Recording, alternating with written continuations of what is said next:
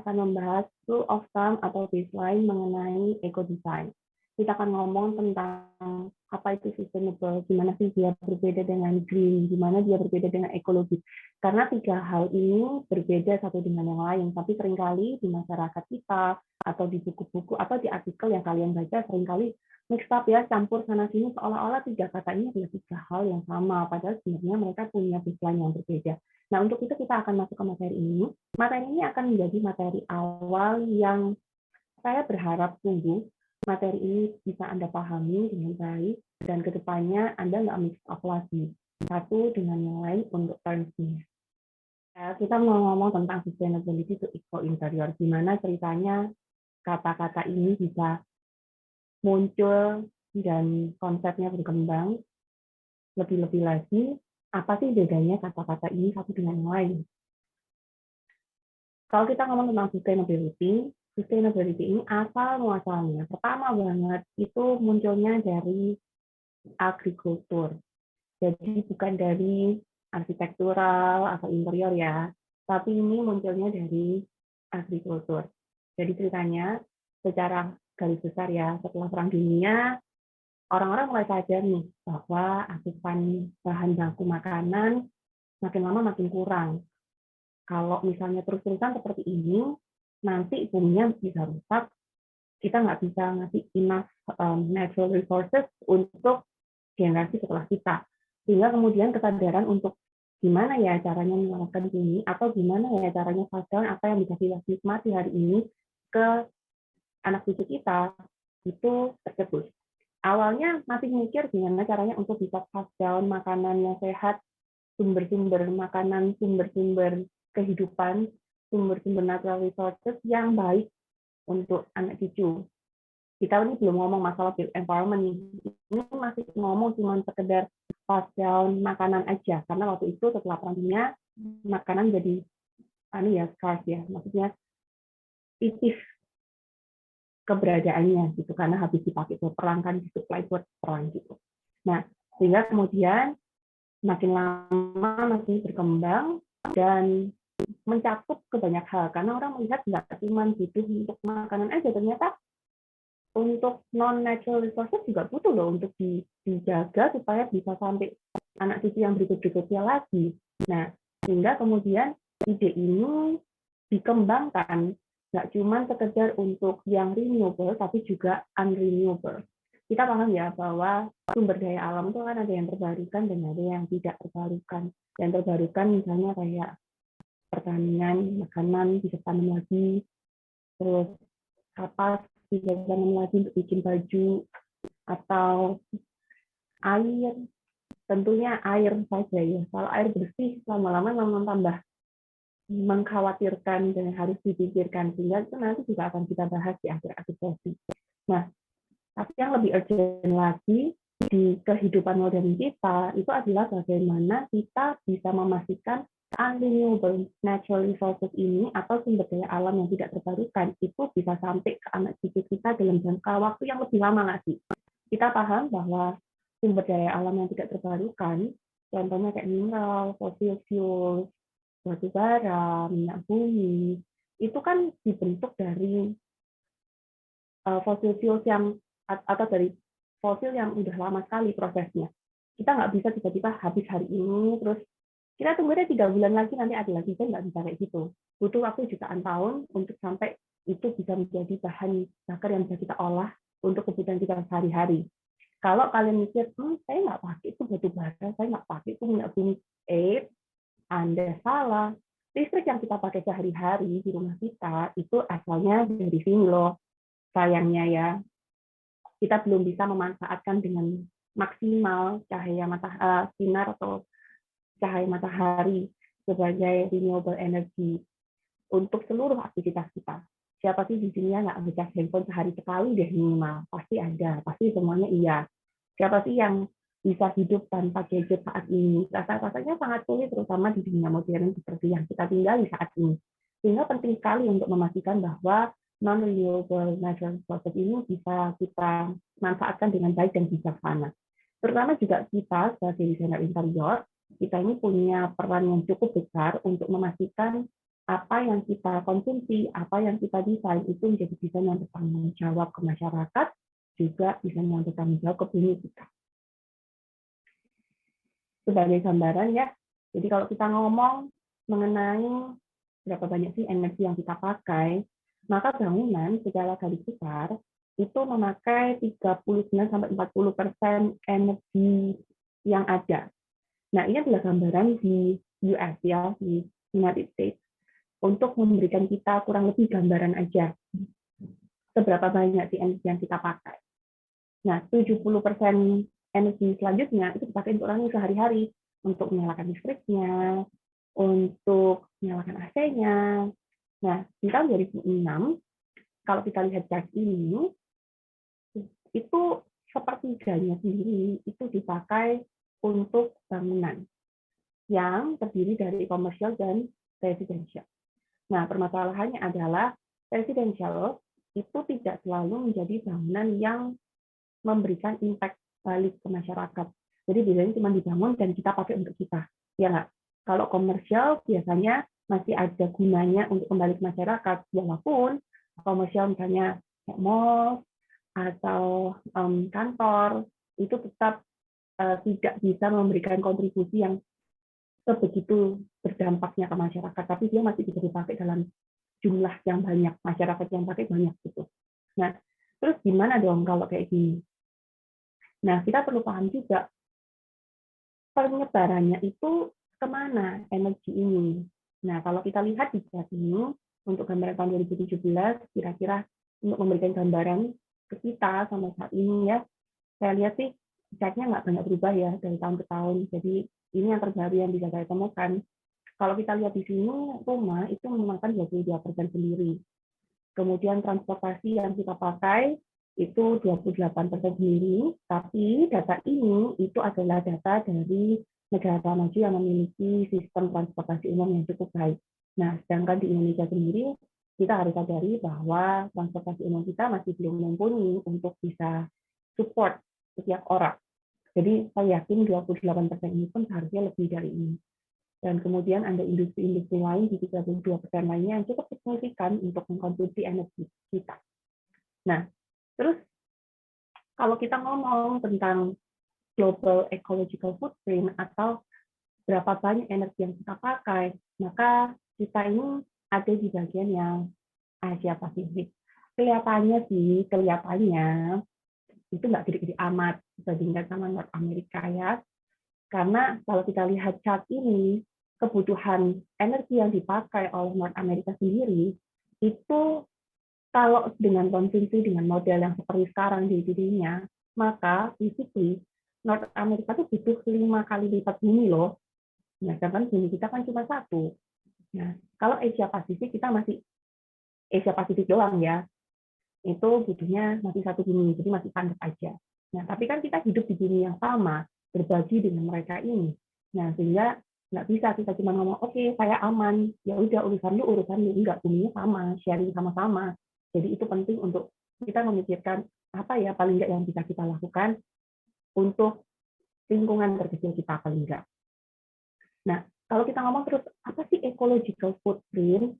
Nah, pahami bahwa hampir setiap unsur dalam kehidupan kita itu terdiri dari rantai karbon. Karbon C, karbon. Kalau kemarin kimia mungkin pernah tahu ya karbon C. Nah, rantai karbon itu membentuk diri kita, membentuk pohon, membentuk segala macam yang kita konsumsi. Nah, semakin panjang step yang kita butuhkan dari raw material atau material mentah itu nyampe ke diri kita atau nyampe ke konsumen akhir untuk siap pakai, semakin panjang rantainya, maka akan semakin banyak pula energi yang dikonsumsi. Dan akan semakin panjang pula carbon footprint yang ditinggalkan. Nah, carbon footprint yang makin panjang sama dengan energi yang makin banyak, dan itu kita nggak harapkan. Sehingga kalau ada yang ngomong nih, dia, oh ini tuh materialnya ramah lingkungan loh, tapi kita mau pakai di Surabaya, sedangkan material ini datangnya dari Cina. Harganya lebih murah pastinya ya, dibandingkan material yang sama kurang lebih, tapi ada di, katakan, Jakarta.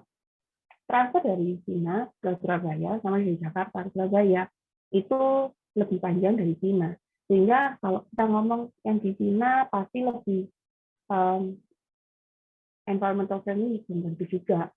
Nah, kita juga harus cari tahu nih, barang yang akan kita pakai, kalaupun dari Jakarta, dia jangan-jangan atau dari Cina juga. Ya kita tahu ya semuanya sekarang dari Cina ya banyak-banyak. Nah, tapi kita perlu pahami bahwa semakin kita bisa menggunakan material di sekitar kita, itu akan jauh lebih baik. Makanya itu kenapa sih kok sekarang banyak orang yang ngomong dan menggalakkan untuk menggunakan local product untuk mengurangi jejak karbon atau karbon footprint-nya. Nah, berbicara tentang penggunaan material atau penggunaan energi seperti yang sekarang kita lakukan menurut Green Building Council Indonesia, maka pada tahun 2040 nanti kita ini bakal butuh bumi yang nggak cuma satu, tapi kita bakal butuh another planet called Earth. Kita bakal butuh bumi yang lain untuk support cara konsumsi kita yang sekarang ini. Nah, sampai sekarang kita tentu tahu bahwa buminya masih satu, belum ketemu yang lain lagi, walaupun ekspedisi-ekspedisi di luar sana sudah cari tahu gimana caranya ya untuk dapat bumi yang lain. Tapi sampai saat ini bumi kita masih satu aja. Sehingga goal kita adalah bagaimana caranya sampai 2050 ya seterusnya kita masih bisa bertahan hidup dengan baik dengan satu bumi yang kita miliki ini. Pada tahun 1987 ada suatu commission yang kita sebut dengan United Nations World Commission of Environmental and Development di Brundtland Report. Mereka mendefinisikan apa sih sustainability untuk saat ini yang tidak hanya berlaku untuk satu bidang, tapi bisa berlaku untuk semuanya. Nah, kenapa bisa begitu? Karena mereka paham ada limit, ada kemungkinan bahwa apa yang kita nikmati sekarang ini bisa habis dan kita nggak bisa turunkan lagi ke anak cucu kita. Kalau kemudian Anda yang bilang, saya tidak mau punya anak, Bu, bagaimana? Ya, paling nggak untuk generasi di bawah kita. Maka sustainability yang kita pahami dan kita sepakati itu adalah kemampuan untuk memenuhi kebutuhan saat ini tanpa mengurangi hak dari generasi di bawah kita untuk menikmati hal yang sama. Jadi kalau saat ini kita bisa menikmati udara yang aman untuk kita hirup, kita berharap generasi setelah kita juga bisa menikmati udara yang cukup sehat untuk bisa mereka hirup juga. Terlalu berlebihan kalau saya ngomong udara bersih ya, apalagi di perkotaan. Ngomong tentang sustainability, maka sustainability itu besar. Mencakup banyak hal, mencakup banyak elemen, dan nggak cuma ngomong tentang interior atau arsitektur aja, tapi semuanya. Bahkan dari kehidupan kita sehari-hari. Nah, untuk itu kalau kita ngomong tentang sustainability, ada 3 kaki yang perlu kita penuhi. Jadi ada environment, ada social, dan ada ekonomi. Nggak boleh cuma salah satu aja yang kita penuhi kebutuhannya, atau kita penuhi syaratnya, tapi harus tiga-tiganya.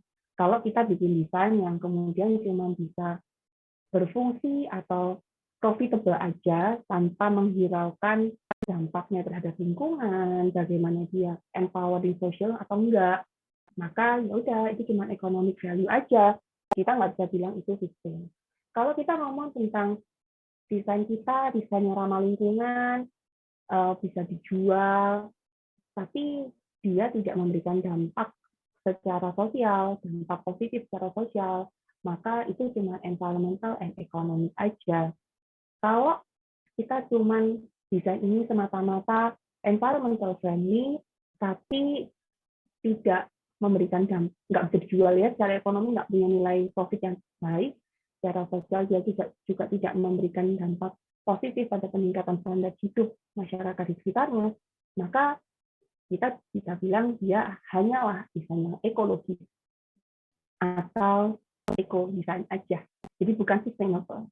Nah, kalau kita mau ngomong itu benar-benar sustainable, maka dia harus secara environmental friendly, economical profitable, dan secara sosial dia juga bisa meningkatkan standar hidup maupun edukasi dan kesejahteraan komunitas di mana barang itu diambil, dikerjakan, atau berada. Nah, berbicara tentang itu, maka kita harus pahami bahwa kita nggak bisa gerak sendiri loh. Kita butuh pemahaman bahwa ini akan melibatkan banyak sekali pihak, sehingga United Nations mengeluarkan SDG atau Sustainable Development Goals. Nah, di dalam SDG ada 17 goals yang direncanakan dan distrategikan untuk bisa mengubah dunia ini menjadi lebih baik. Ada yang dari pengurangan angka kemiskinan, zero hunger, good health and well-being. Beberapa di antara kalian sudah put fokus di SDG nomor 3 ini untuk perancangan kalian. Dan seterusnya seperti yang kalian bisa baca di sini. Nah, berbicara tentang built environment, maka umumnya kita akan fokus pada SDG ini. Ada 9 SDG yang biasanya muncul sebagai bagian dari fokus penggarapan interior maupun arsitektur dan tata kota. Mulai dari good health and well-being, affordable and clean energy usage, decent world and economic growth, industry innovation and infrastructure, sustainable cities and communities, responsible consumption and production, climate action, life on land, and partnership for the goal. Anda bisa baca di sini sendiri, dan kabar baiknya adalah punya SDG Academy yang membahas secara spesifik mengenai SDG ini dan turunan-turunannya. Kalau Anda mau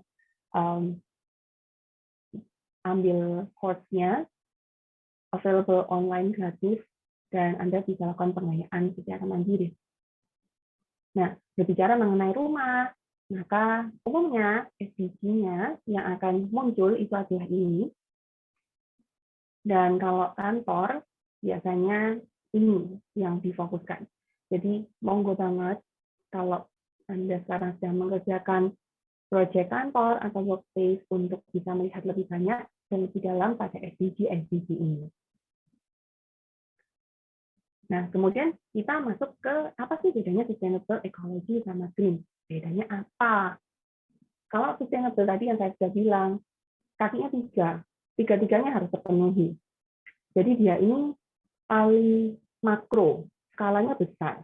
Nggak bisa interior jalan sendiri, jadi harus melibatkan banyak pihak, karena harus berdampak secara ekonomi, sosial, dan ekologis. Maka kalau kita ngomong tentang ekologi, dia sedikit lebih kecil, lebih mikro. Jadi dia itu hanya mempertimbangkan bagaimana desain ini akan berdampak positif untuk ekologis. Ekologis itu ya alam, tanaman-tanaman, air, bumi, binatang, bahkan kita juga sebagai bagian dari alam.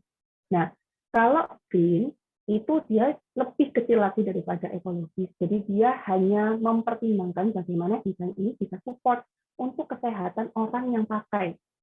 Jadi comfort, well-being, itu adalah bagian dari green design. Jadi green design hanya karena semata-mata namanya green, bukan berarti terus dia itu berhubungan sama alam. Nggak necessarily kayak gitu ya. Jadi green itu lebih banyak ngomong tentang bagaimana dia berimpact positif pada manusia yang menggunakannya. Oke, saya harap bisa dipahami dengan lebih baik dan apa sih bedanya sustainable, ekologi, dan green. Jadi kalau kita ngomong sustainable, dia otomatis pasti akan ekologis dan dia otomatis pasti akan green juga. Tapi kalau dia itu green, belum tentu dia bisa ekologis atau apalagi sustain.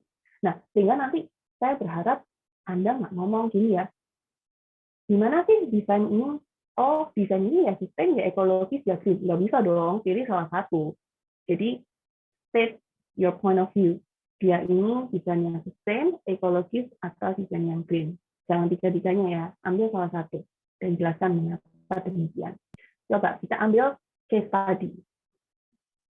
Contoh ya, saya ambil contoh satu nih, case study. Ada suatu term yang namanya greenwashing di dunia ini. Contohnya yang dilakukan H&M. Saya berharap kalian tahu di dunia ini ada yang namanya fast fashion. Kalau rumah-rumah mode di dunia itu cuma mengeluarkan 2 season dalam 1 tahun, jadi summer and spring collection, winter and autumn collection, tahun cuma 2 kali, maka fast fashion itu jauh lebih cepat. Dalam 1 tahun, dia akan mengeluarkan 52 trend, 52 season. Jadi tiap minggu ada yang baru. Nah, untuk mengejar ketertinggalan itu, untuk mengejar kecepatan itu, maka dia butuh desain yang luar biasa banyaknya, resources yang juga luar biasa banyaknya, dan seperti yang kita tahu, H&M dan Zara, Uniqlo nggak termasuk sih. Kemudian Bershka dan kawan-kawannya itu cepat sekali berganti koleksinya, dan secara umum dia nilainya tidak terlalu mahal kalau kita bandingkan dengan rumah mode yang mengeluarkan hanya 2 season dalam 1 tahun. Nah, untuk itu maka ada banyak kampanye untuk kita menghindari fast fashion. Gimana caranya? Nah, kita berharap untuk orang-orang mengerti bahwa fast fashion itu tidak berdampak baik pada lingkungan, karena artinya dia butuh supply cotton yang luar biasa banyaknya. Nah, untuk boosting produksi cotton yang banyak, maka butuh pestisida yang luar biasa tinggi dan banyaknya, sehingga biasanya habis lahan itu dipakai untuk pertanian kapuk atau cotton, maka dia itu tidak bisa dipakai lagi karena tanahnya rusak. Nah, kemudian untuk bikin harganya nggak terlalu mahal, maka dia juga butuh sumber pekerja yang harganya murah, sehingga mereka mempekerjakan wanita dan anak-anak di bawah umur di daerah Bangladesh, India, dan daerah-daerah padat lainnya dengan harga yang jauh di bawah standar untuk bisa memastikan harganya sampai ke kita murah. Tapi siapa yang nggak suka barang murah? Ya kita suka, saya juga suka. Tapi apakah dia berdampak baik untuk lingkungan? Nah, itu yang kita perlu sadari dan kita lakukan wise buying gitu. Bukan berarti nggak boleh beli ya, boleh beli, tapi belilah dengan kesadaran, belilah dengan bijaksana, sesuai dengan kebutuhan, bukan keinginan.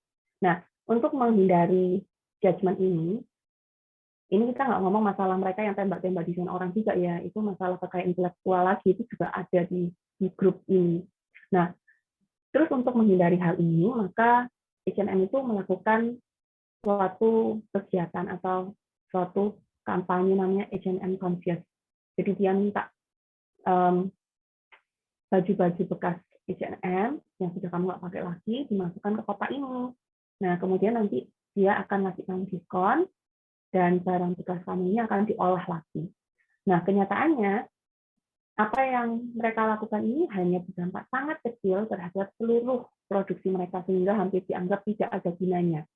Nah, tapi dengan menempelkan tagline H&M Conscious, mereka meningkatkan keinginan beli dari konsumennya karena merasa saya ikut berkontribusi pada lingkungan. Nah, jadi ini yang kita sebut dengan greenwashing. Greenwashing itu publikasi yang membuat brand kita seolah-olah berdampak positif pada lingkungan, padahal enggak. Jadi kalau disuruh milih apakah dia sustain, eco, atau green, jawabannya tidak ada sama sekali. Nah, case tadi yang berikutnya, barang ini, apakah dia sustain, ekologis, atau green? Jika barang ini hanya sekedar bisa di-flip untuk memudahkan packaging, memudahkan konsumsi di masyarakat, maka dia termasuk green. Karena dia meningkatkan efisiensi, mempermudah kehidupan manusia. Tapi jika cardboard-nya ini dibuat dari hutan yang memang untuk produksi, jadi nggak sekedar asal tebang hutan di mana-mana, maka dia termasuk ekologis, karena dia berdampak baik pada lingkungan. Hutan produksi artinya setelah ditebang, produsennya akan nanam lagi. Nah, tapi kalau kita mau ngomong ini sustainable, maka kita harus make sure bahwa barang yang kita lihat ini itu nggak cuma menarik, berdampak baik pada lingkungan, membantu manusia, tapi dia juga profit nggak? Kalau dijual kira-kira ada harganya nggak ini? Dan kemudian apakah pekerja yang melakukan ini atau pekerja yang membuat produk ini juga diuntungkan atau meningkat kesejahteraannya? Jika dia, maka dia bisa kita sebut sustainable. Jika tidak untuk salah satunya, maka kita tidak bisa sebut dia sustain, kita hanya bisa memilih antara eco atau green tergantung dengan konteksnya. Nah, tugas Anda adalah untuk memilih pada case tadi yang berikutnya, dia termasuk sustainable, eco, atau green. Case tadi yang berikutnya adalah ini. Jadi ini adalah kain yang seperti Anda lihat, yang kemudian bisa dipakai dengan berbagai macam gaya. Kemudian case tadi yang ketiga adalah Taman Bungkul di Surabaya. Apakah dia termasuk project sustain, eco, atau green? Dan yang keempat adalah proyek Indonesia Berkebun yang digagas oleh Ridwan Kamil. Ini seperti apa proyeknya, dan apakah sustainable, eco, atau green. Let me know what you think. Dan tugasnya akan dikumpulkan di lentera, dilakukan secara individu. Dan yang kelima adalah case study ini. Ini adalah bangunan konseptual yang merupakan bangunan multi-use. Jadi di dalam sini ada kantor, dan kemudian kantor ini menggunakan efek urban farming yang memanfaatkan closed loop antara ikan dan tanaman. Ini adalah case study yang Anda perlu memberikan penilaian, case study 2, 3, 4, dan 5. Nah, kalau kita selanjutnya mau ngomong tentang sustainability, maka kita perlu sadar, kenapa sih sustainability ini susah banget untuk dilakukan? Karena umumnya yang terjadi di pasaran atau yang terjadi di industri adalah terjadi fragmentation issue. Apa tuh fragmentation issue? Fragmentation issue itu adalah masing-masing pekerja dan masing-masing sektornya bekerja secara sendiri-sendiri. Jadi pada bagian gambar yang sebelah kiri, professional and trade responsibility, kita tahu waktu kita mau bikin bangunan, maka kita butuh jasa arsitek, jasa orang struktur, jasa orang mechanical engineering, dan electrical untuk membuat dan memastikan bahwa bangunan ini nanti bisa berdiri gitu. Nah, interior ada di mana? Interior ada di bawahnya arsitektur. Nah, umumnya setiap bagian ini, jadi arsitektur sendiri, orang struktur sendiri, orang mekanikal sendiri, mereka itu akan melewati tahapan-tahapan seperti yang ada di gambar warna hijau. Jadi mereka akan melakukan preliminary design, detail design, working drawing, standard, sampai commissioning. Nah, kalau masing-masing melakukan tugasnya dengan terpisah sendiri-sendiri dan tidak ada komunikasi antar bagian yang warna biru, yang terjadi adalah gambar yang paling kanan. Masing-masing pecah sendiri-sendiri jadi kotak-kotak-kotak, sehingga ini memungkinkan terjadi miskomunikasi, terjadi miskoordinasi antar bagian, antar tahapan. Nah, fragmentation issue ini kita nggak harapkan. Kita berharap pada bagian kiri kita bisa duduk sama-sama memastikan goal yang kita capai ini sama dengan tahapan-tahapan yang sama, supaya kita bisa memastikan bahwa bangunan yang nantinya akan kita buat itu adalah bangunan yang dibangun dengan tujuan building for performance, atau bangunan yang dibuat dengan goal untuk bisa perform dengan baik. Umumnya di pendekatan lama, bangunan itu cuma didesain dengan pertimbangan budget, luasan areanya berapa, standar aturannya apa, sama ada syarat-syarat nggak dari klien. Tapi nggak ngurus gitu. Pokoknya langsung diaplikasikan. Contoh, standar pencahayaan ruang kerja itu 200 lux. Padahal tidak semua orang itu nyaman bekerja di 200 lux. Ada yang cukup di 100 lux, dia sudah nyaman. Ada yang di 150 dia sudah nyaman. Tapi kalau kita nggak peduli dengan orang di dalamnya, kita semata-mata pokoknya aturannya harus 200 lux, kita akan membuat desain yang over consuming untuk energinya. Karena artinya makin banyak lampu dan makin besar daya yang harus kita berikan untuk mencapai 200 lux. Dan saat digunakan, bisa jadi orang yang menggunakan kurang merasa nyaman karena terlalu silau misalnya, atau terlalu terang.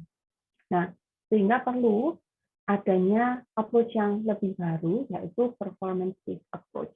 Pada konsep ini, yang diutamakan adalah bagaimana bangunan itu bisa berperforma dengan maksimal. Nggak hanya sekedar mengikuti standar atau mengikuti aturan yang ada, tapi bagaimana dia bisa berperforma dengan baik untuk penghuninya dan untuk site di mana dia berada.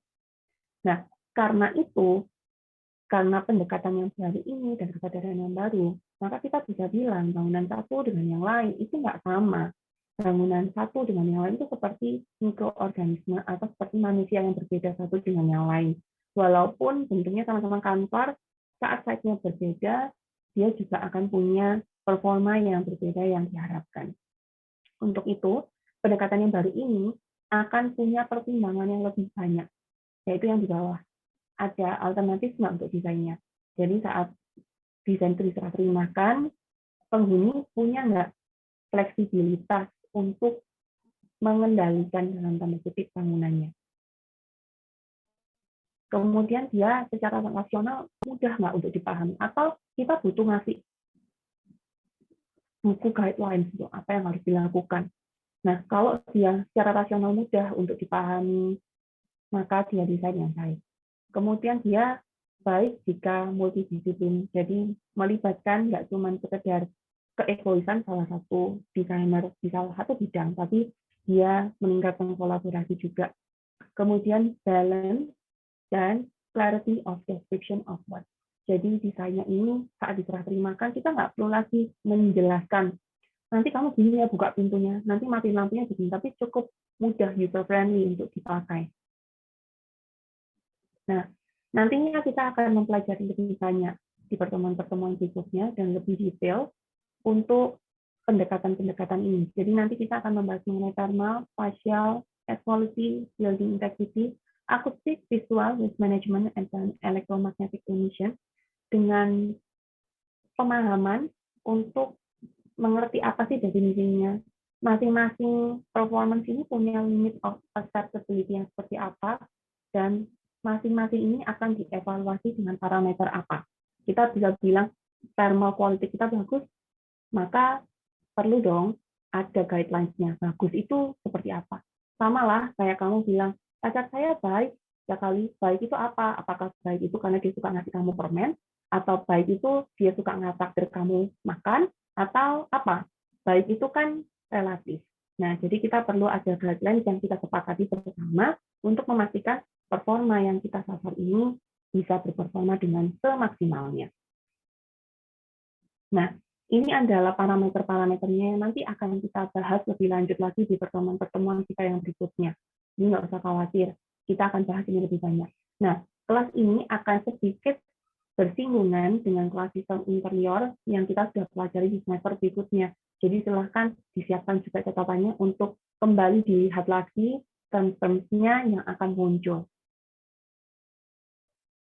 Nah, performance ini yang nantinya kita akan bahas sebagai pendekatan yang Anda akan coba untuk realisasikan di studio desain interior dan styling Anda.